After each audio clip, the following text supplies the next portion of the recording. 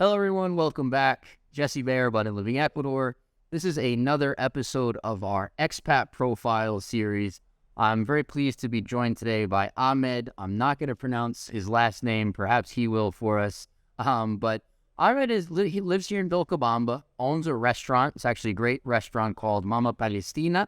So I definitely recommend you guys checking that out if you are in Vilcabamba. But Ahmed has a really interesting story. His life story is really interesting. How he got here is really interesting. He's opened a business. He's lived here for a while. So I thought he'd be a great person to pick his brain a little bit, hear from him on his experiences. So yeah, thanks for doing this today. I appreciate it. Thank you for finding time to host me here. Yeah, of course. First of all, my name is Ahmed. My full name is Ahmed Al-Loja. It's a little bit difficult. I'm from Palestine. I used to live in Turkey for 4 years. I'm a translator. Originally, I'm a translator and a teacher of English but I like cooking more.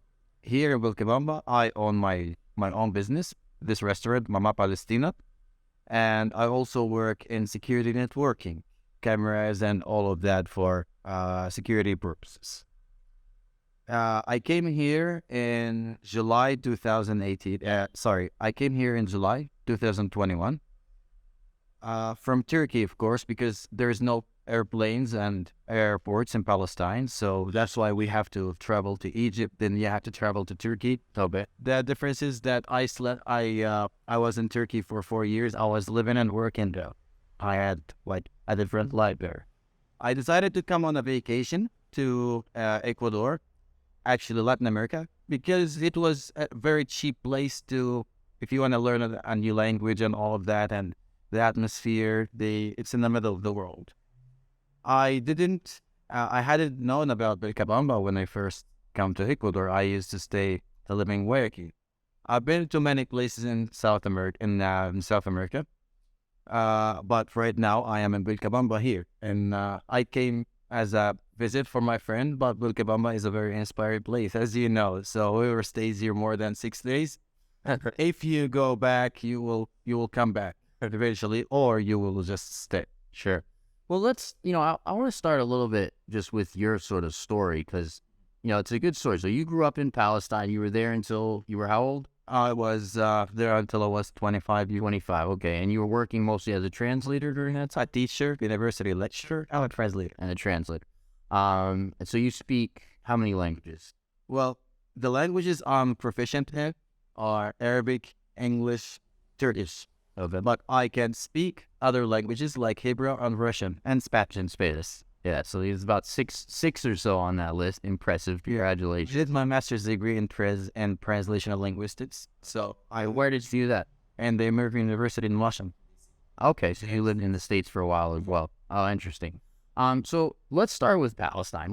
For those of us who obviously have never been there, the only thing we know comes on the news or the TV. It's probably not very accurate.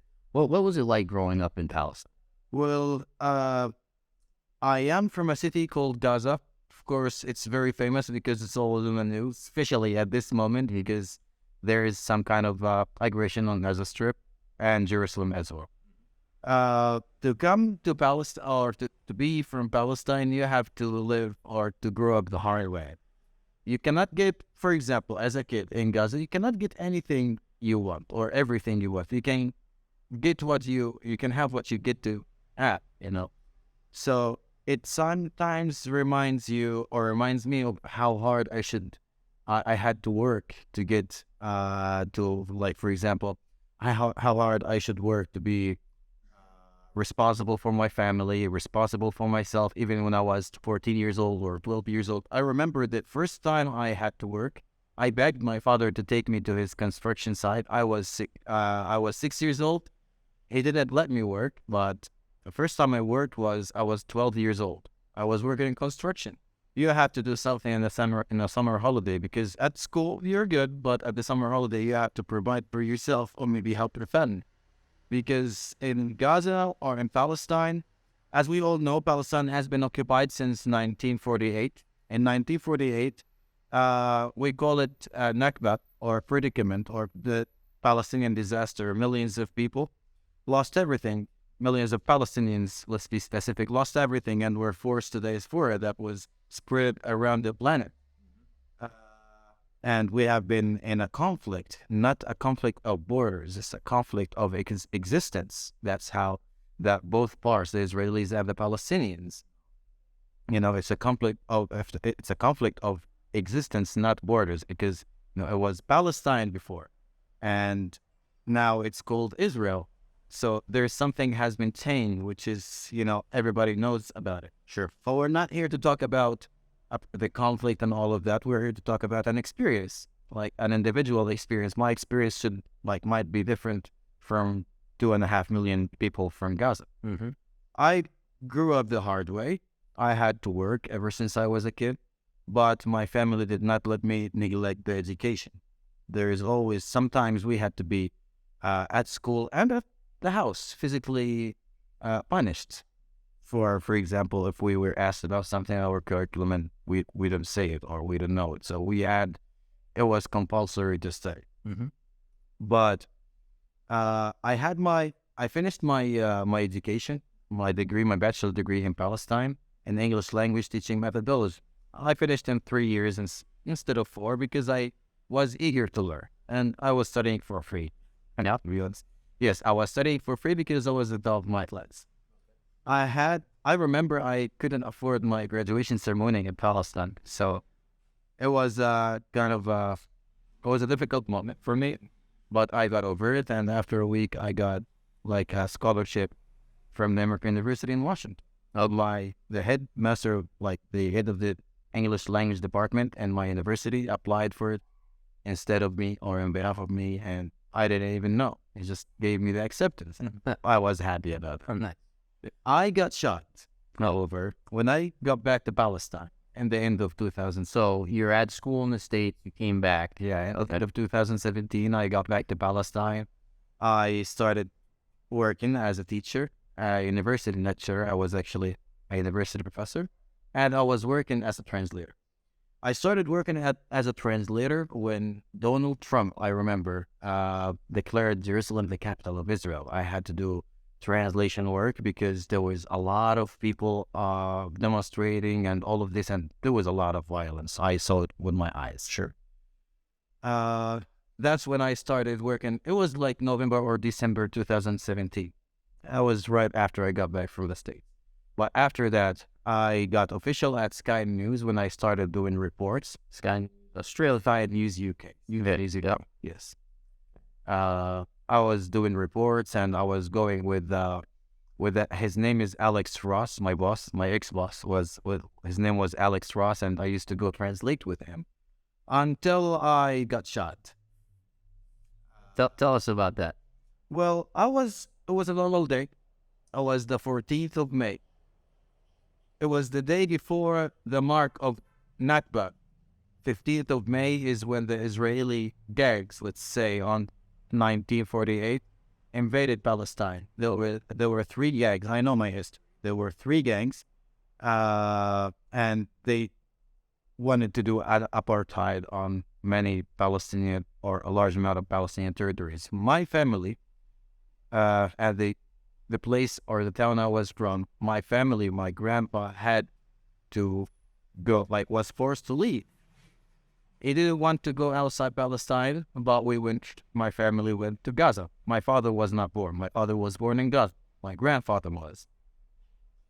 So, anyway, that happened in the 15th of May to 1948. So I was on the 14th of May, and I was working. I finished my reports. I was about to remove my vest when I got shot. The first bullet, I got shot here. In the thigh, the left thigh. Then I got 4. That was 1 bullet, sniper rounds, because I was the one who was reporting those. And I remember there was an attempt on shooting me, but I wasn't shot. I was suffocated by gas on April 23rd. Actually, no, April 20, 2018. That's when I got injured the first time. But May 14 was the last time, my last day or my last, let's say, situation that happened to me in Gaza, where I got shot with 8 bullets.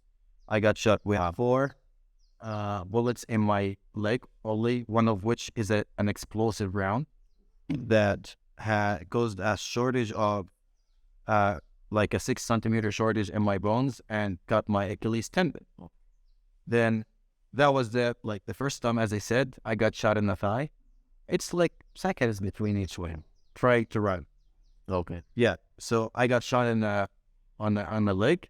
So I started hoping with my back to them. So I got shot here, and it penetrated the vest, and I was worried because there was no blades here in the back. And when I turn around, because it's a shot from a close range, so it has a reaction, it has a force. I got shot twice in the chest, but I was wearing the lens. They broke some of my ribs, but I was fine because they were like very old stuff with the things we were protecting ourselves with. I had to go to Egypt like 1.5 days after, and I was in Sinai before. It's before Egypt, between Palestine and Egypt. It's called Sinai. Sinai, this area is it's a war zone. I had to stay there for 11 days until I got the permission, the clearance to go to Cairo. And I didn't know I was going to Cairo to do 6 surgeries, 3 of which succeeded. And then I had to go in a coma for 6 months, and I found myself in Turkey. After I woke up from the coma, did they induce a coma? Or you I just woke up very cold. Wow. Yeah. It's because of the weather. Anyway, okay. I wasn't a coma because of the weather. No. I woke up, it was cold. The weather was cold. That's what I remember. Yeah. I don't remember how I slept. I remember how I woke up because everybody was acting crazy wrong. Did you have family with you during that time, or by yourself? My mother wanted to accompany me from Gaza to Egypt, but they did not allow her. So I was literally alone. But I had some friends, a couple of friends when I was in Turkey. They were my friends from Gaza, so they were sometimes coming and taking care of me, sleep right next to me, just to if I need anything. Because I had to do 13 surgeries, and there has to be someone. And my friends were there. They helped me. Well, after that, I started, we can say a new life. Started working as a real estate broker in Turkey, in Istanbul. Okay. And then I started working as a teacher, then a translator for, I had some clients, very important clients, like the Libyan Embassy, the Libyan Ministry of Finance, the Libyan Ministry of Foreign Affairs, and actually the Turkish Ministry of Transportation was one of my clients. Then I came here. When I wanted to go back, I couldn't. There were some circumstances. I will keep those for me. But there were some hard circumstances that forced me to stay here in Ecuador, not in Vilcabamba, because I had to start out in Guayaquil? Yes, I started in Guayaquil, Ibarra, Quito, okay, even Colombia, but I came back and all of that. So I thought, how did you find Vilcabamba? An acquaintance of mine was living here, and I used to work with him at the restaurant. He had an Arab restaurant, maybe you remember. So I used to work as a waiter there, and I used to sleep at those mattresses you see. I bought them for this reason. Those mattresses and the round tables outside, those are the first thing I slept on when I'd first come to Vilcabamba, and I feel sometimes proud about myself, so I decided to buy them and make it, a comfortable atmosphere for people to stay. Sometimes I have to stay at the restaurant, so I sleep there. There's nothing different. So anyway, I worked there for a month.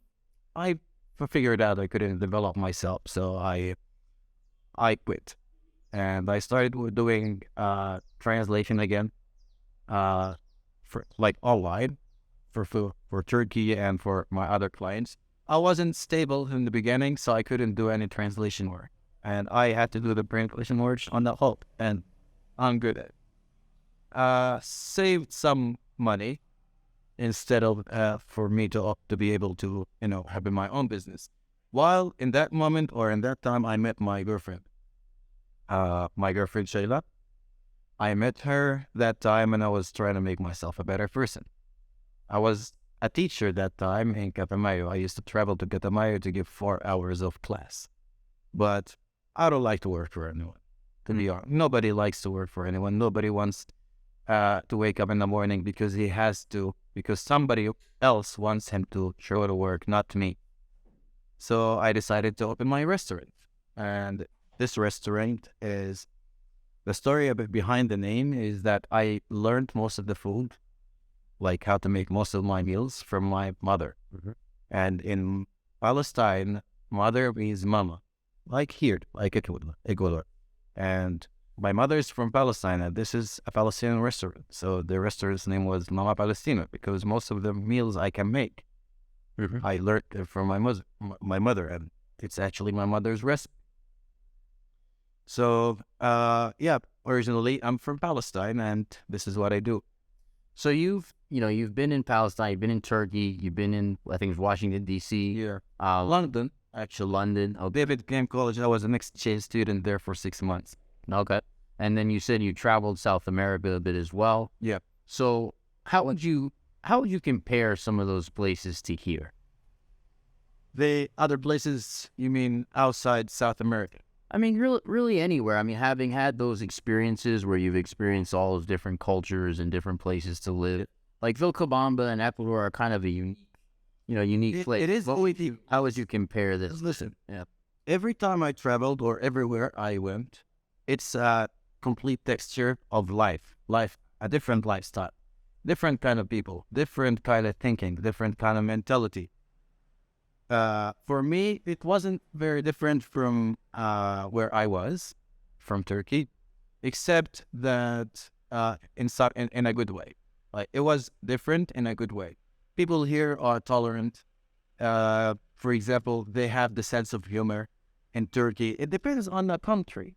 In the States, in Washington, you are from the States, right? Do you know where Washington, D.C. is? Yeah, I've never lived there, but I've been there a few times. Yeah. It's very, let's say, not smart. Okay. Yep. Yeah, let's say that. Yep. It's like Quito here. Right. All the capitals are the same. I loved it here in South America because, first of all, the fruits. I will tell you why. Where I'm from, we only have a specific kind of fruit, and the other kinds we either get them from Ecuador. The bananas are from Ecuador or from Jericho, but Jericho is an occupied country. Actually, is an occupied city. It's a city in Palestine. Okay. And or from Israel. They get us the fruit. There are a lot of kinds of fruit here. That was the first thing I did. I ate all the fruits I wanted. The fruit. Exactly, because look, in Turkey, I lived in Turkey. A mango was $4 or $5. Here, it's like 40 cents. You can get it for 25 cents if you go to the mercado, right? An avocado is like 50 cents. It was $6 at Turkey, and it was small. And if I ate, like, if you hit somebody with it, you'll open his it, right? So first, the fruit. Latin America is a wealthy country. It's full of natural resources. Yep. It's very calm. You can plant anything, literally anything, and it just grows. The people mind their own business, and the police are tolerant. People in general are very hospitable. Yeah. And I'm saying that from an experience. Sure. I had been through some difficult situations, and the only people who were supporting me were Ecuadorians. Mm-hmm. So I'm telling you from an experience. Sure.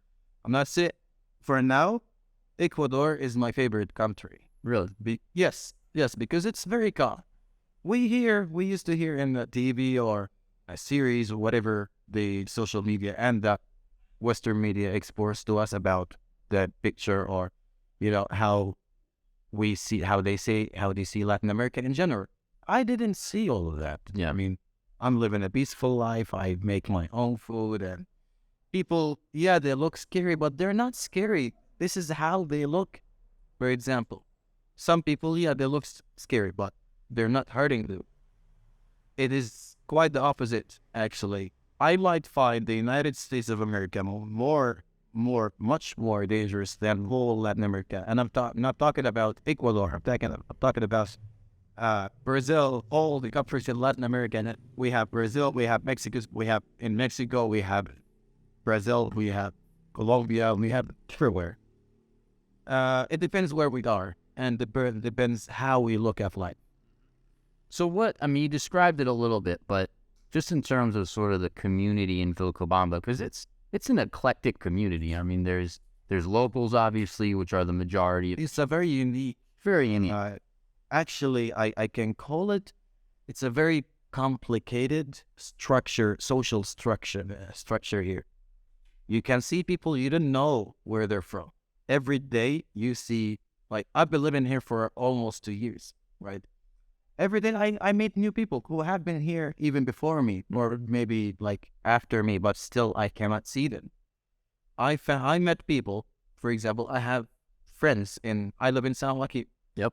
I met people there for the first time, and they've been living here ever since I was here in Ecuador, not in only San Joaquin. So it's unique. You're feeling bored, for example, on a Monday or a Tuesday, you have the river, you can go to a bar, relax, or you can go play with your friends. There is a stadium here. It's service, and also there is a hospital. Yep. There's schools.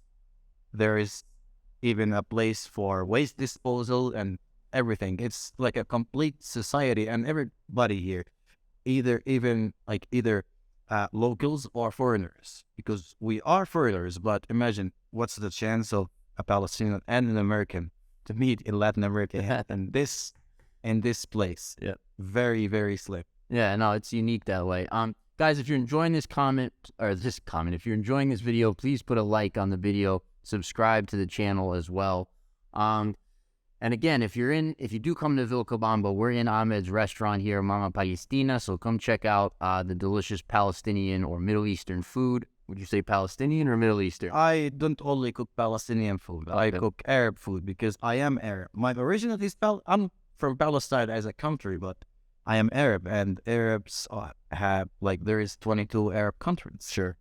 I consider myself as an ambassador for those countries, because the way people see me and the way I treat people, that will and would actually determine how's Arabs. Sure.